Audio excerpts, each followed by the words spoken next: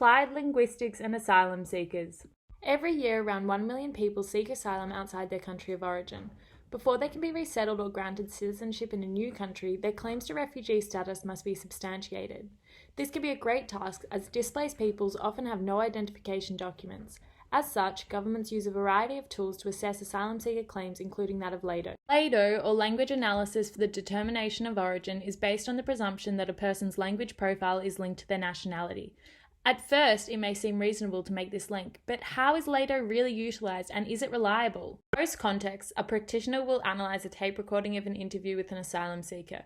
The practitioner will listen for linguistic features and make conclusions about the individual's language profile. They also judge whether they believe the way the individual is speaking to be representative of their true speech or not.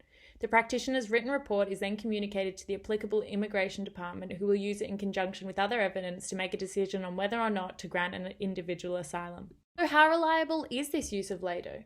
Numerous linguists have expressed concern over its increasing use, their main points being that language analysis cannot determine an individual's country of origin, but rather paint a picture of their language background.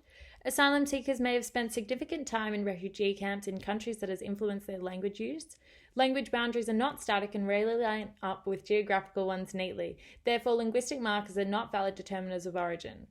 Individuals cannot be asked or expected to speak authentically, as much of our language choice is subconscious. And finally, practitioners are not necessarily trained linguists, rather they are often educated native speakers. The concern here is that they will base their conclusions on folk linguistics or prescriptive opinions about how their language should be spoken. In 2004, a number of prominent linguists developed guidelines intended to assist governments in conducting valid language analysis.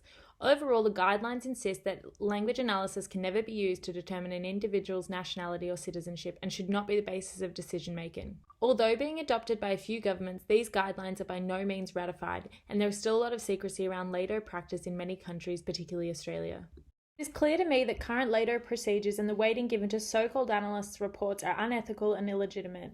Greater transparency and more research into the current process of LADO is needed to make informed decisions about the suitability of this method, given the influence it has in determining people's right to safety.